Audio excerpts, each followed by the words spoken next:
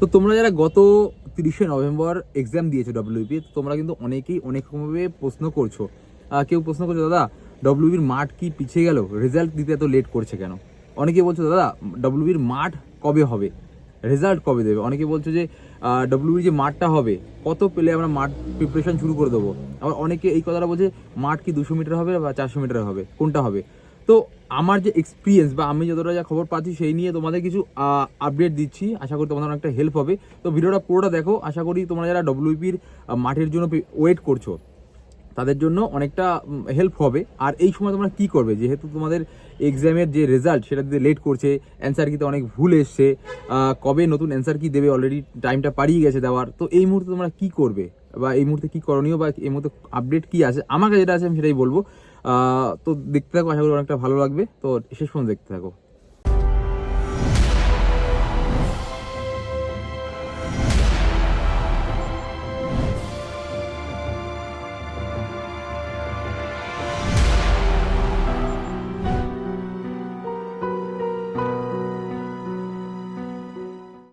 তো সবাই কেমন আছো, অবশ্যই এটা কমেন্ট করে জানিয়ে দিও। আর তোমাদের এক্সামের কত কি মার্কস আসলো, মার্কস কত কি আসলো, অবশ্যই এটা কমেন্ট করে জানাও। আর তোমাদের কাছে হাত জোর করে ক্ষমা চাইছি কাট আপের ভিডিওর জন্য। তো অনেকেই তোমরা কাট আপের ভিডিও নিয়ে খুব আপসেট হয়েছো। তো এটা বেসিক্যালি আমি দিতে চাই না। দেখবে কাট আপ নিয়ে হয়তো আমার একটা বা দুটো ভিডিও থাকতে পারে, তাও সেভাবে কিন্তু আমি কাট আপের ভিডিও দিতে চাই না। কিন্তু তোমরা অনেকে কমেন্ট করো, তার জন্য কিন্তু কাট আপের ভিডিওগুলো একটা দুটো বানিয়েছিলাম। এবার আমিও বুঝি, আমিও যখন রেজাল্টের জন্য প্রতিদিন ওয়েট করতাম, তো একটা চ্যানেলে গিয়ে দেখতাম যে হয়তো এই থাম্বনেলটা ক্লিক করলে হয়তো আমি আমার যে কাট আপ এক্সপেক্টেড বা রেজাল্ট কবে দেবে সেগুলো জানতে পারবো, কিন্তু আলটিমেটলি জানতে পারতাম না। তো সেই কথাটা আমার মনে পড়ে গেল। তো অনেকে খুব আপসেট হয়েছে। আমি আর নেক্সট টাইম আশা করছি কাট আপের ভিডিও দেবো না, ঠিক আছে? কিন্তু তোমরা আর কমেন্ট করবে না কাট আপের ভিডিও নিয়ে, এইটুকুনি তোমরা প্রমিস করো আমাকে, ঠিক আছে? নাহলে তোমাদের কমেন্টের জন্য কিন্তু আমার ভিডিও করতে বাধ্য হই আমি, ঠিক আছে? এইবার বলি যে অনেকে বলছে, দাদা অ্যান্সার কি তো দেওয়ার সময় অলরেডি পেরিয়ে গেল, 3টে প্রশ্ন ভুল এসছে, 3টে 4টে এরকম অনেকে অনেক রকমভাবে বলছো, কিন্তু আমি দেখলাম 3টের মতো প্রশ্ন ভুল এসছে।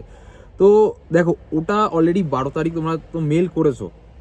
আশা করি তোমরা যারা এক্সাম দিয়েছো ম্যাক্সিমামই মেল করেছো। তো মেল করলে কিন্তু সেটার রিপ্লে কিন্তু অবশ্যই পিআরবি দেবে। এবার অনেক একটা যখন অ্যান্সার কি বেরোবে আবার রিপিটে, যেটা সঠিকভাবে, সেটা কিন্তু সঠিকভাবে বিবেচনা করেই দেবে। তার জন্য কিন্তু অনেক যারা হাই অথরিটি আছে তাদের সাথে ডিসকাশন করে বা সব কিছু সঠিক রুলস মেনেই কিন্তু সেগুলো আপডেট হয়। এমন না যে আমি চাইলাম আমি অ্যান্সার কি দিয়ে দিলাম। তো সঠিক নিয়ম মেনেই আসবে। অলরেডি 12 তারিখ তোমাদের যে সময়সীমা ছিল মেল করার, সেটা কিন্তু পেরিয়ে গেছে। আর আজকে প্রায় 1 সপ্তাহখানিক পার হয়ে গেল, ঠিক আছে? এখনও দিল না। তো আশা করছি এই উইকেই তোমাদের অ্যান্সার কিটা পাবলিশ করার খুব চান্স আছে। আর এই উইকে না হওয়ার আর একটা কারণ হচ্ছে গিয়ে তোমাদের যে কেপি এক্সামটা, কেপি এক্সাম 21শে ডিসেম্বর তোমরা শুনেছো কন্ডাক্ট হচ্ছে, এবং অ্যাডমিট কার্ড অলরেডি দিয়ে দিয়েছে। আচ্ছা, তোমরা কারা কারা কলকাতা পুলিশের এক্সামটা দিচ্ছ অবশ্যই সেটা কমেন্ট করে জানিও। এইবার কলকাতা পুলিশের যে এক্সামটা আছে তার জন্য কিন্তু কিছুটা তোমাদের প্রসেসে ডিলে হতে পারে, যেহেতু এটাও পিআরবির আন্ডারেই পড়ছে এক্সামটা নেওয়ার। তো এই কারণে কিন্তু কিছুটা ডিলে হতে পারে। আর একটা ব্যাপার যে মাঠ কত ইসের হবে, মানে 200 মিটার হবে বা 400 মিটার হবে। দেখো, ব্যাপারটা হলো গিয়ে 200 মিটার হবে বা 400 মিটার হবে এটা কিন্তু বলা একটু মুশকিল। আমি যে সময় মাঠ দিয়েছিলাম আমার মনে আছে, ওই সময় সম্ভবত 200 মিটার ট্র্যাক ছিল। এইবার কিছু কিছু সময় মাঠের কন্ডিশনের উপর বা যারা দায়িত্বে থাকেন মাঠ করানোর, এবার একটা জায়গা তো মাঠ হয় না, একটা মাঠের একটা কমান্ডেন্ট থাকে, সে যা অর্ডার দেবে সেটাই হবে। এবার তাদের ওপর ডিপেন্ড করে যে মাঠটা 400 মিটার হবে বা 800 মিটার হবে। অনেক সময় যে মাঠের পরিস্থিতি খারাপ থাকার জন্য, মাঠ যদি সমতল না থাকে বা মাঠের কন্ডিশন খুব খারাপ থাকে, তখন কিন্তু মাঠটা ছোট করে দেওয়া হয়। আর যদি বড় মাঠের সেরকম প্লেস থাকে, সব জায়গায় বড় মাঠ থাকেও না, তার জন্য কিন্তু ওভারঅল ডিপেন্ড করবে যে আশা করছি 200 মিটারের আগে হওয়ার চান্স থাকবে। এবার 200 মিটারে তোমরা প্র্যাকটিস করবে, তাহলে তোমাদের সুবিধাটা বেশি। 200 মিটারে প্র্যাকটিস করলে কিন্তু তোমার সুবিধাটা বেশি, কারণ যে কর্নারগুলো তোমাদের রাউন্ড করতে হবে ওই সময় কিন্তু স্লো করতে হবে তোমাদের স্পিড, সেই সময় কিন্তু তোমাদের অনেকটা সময় বেশি যাবে। তো সেই হিসাবে প্র্যাকটিস করলে কিন্তু তোমাদের 400 মিটার দিলে অনেক বেনিফিট। আমি তোমাদের সাজেস্ট করবো তোমরা 200 মিটারের ট্র্যাকেই প্র্যাকটিস করো। আর আশা করছি যে এই উইকে না দিলেও সামনের উইকের মধ্যে তোমার অ্যান্সার কি দিয়ে দেবে এবং রেজাল্টও খুব তাড়াতাড়ি পাবলিশ হবে। আর তোমরা যেটা বলছিলে, দাদা তাহলে মাঠ কি যেই টাইমে হওয়ার কথা ছিল, যে এক্সপেক্টেড টাইম, যে একটা ভাইরাল ডেট, সেটা কি হচ্ছে? আশা করছি যে সামনে যেহেতু ভোট রয়েছে, সম্ভবত 26-এর মোটামুটি শুরুতেই মার্চ এপ্রিলের দিকে ভোট হওয়ার চান্সটা বেশি থাকে, ঠিক আছে। এবার সেরকম সময় যদি ভোট হয় তাহলে কিন্তু তোমার অ্যান্সার কি খুব তাড়াতাড়ি পাবলিশ করতে হবে, রেজাল্ট খুব তাড়াতাড়ি পাবলিশ করতে হবে এবং মাঠেরও ডাক খুব তাড়াতাড়ি দিতে হবে। মাঠ হয়ে গেলেই যে হয়ে গেল তেমন কিন্তু না, তারপরে কিন্তু একটা ফাইনাল মেরিট বেরোবে, তারপরে কি তোমার ফাইনাল না, ওটা ইন্টারভিউ আগে যে মেরিটটা সেটা বেরোবে, তারপরে গিয়ে ফাইনাল ইন্টারভিউর যে নাম্বার সেটা অ্যাড করে কিন্তু ফাইনাল মেরিটটা বেরোবে। এবার তোমার ডিপেন্ড করবে যে ভোটের আগে হবে কি না। আমি আশা করছি ভোটের আগেই তোমাদের জয়েনিংটা হবে, খুব খুব খুব বেশি চান্স ভোটের আগে জয়েনিংটা হওয়ার।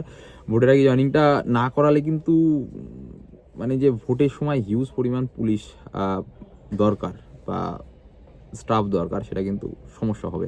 আমাদের যেরকম 1 সপ্তাহ ট্রেনিং করিয়ে কিন্তু আমাদের ভোটের ডিউটিতে কাজে লাগিয়েছিল। আমি সেই হিসাবে তোমাদের বলছি যে ভোটের আগেই কিন্তু রিক্রুটমেন্টগুলো বেশি হয়। আর ভোটের জন্য কিন্তু তাড়াহুড়ো করে তোমাদের যেমন 30শে নভেম্বর এক্সাম নিল, তার কিন্তু 4-5 দিনের মাথায় কিন্তু তোমাদের অ্যান্সার কি দিয়ে দিয়েছে।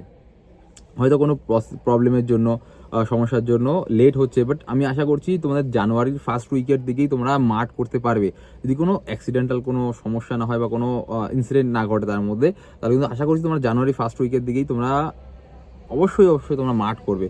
আর তোমাদের র মার্কস যদি 45, 40 এর আশেপাশে থাকলে তোমরা অবশ্যই মাঠ প্র্যাকটিস করো। তোমরা বারবার করে বলছি মাঠটা প্র্যাকটিস করো। সামনে কলকাতা পুলিশ রয়েছে, ডব্লিউবিতে রয়েছেই, তারপরে কিন্তু কলকাতা পুলিশ রয়েছে, ঠিক আছে। এবারে এসআই এর মাঠটা হয়তো বেঙ্গলের এসআই এর মাঠটা, এরকম কিছু একটা ব্যাপার আছে।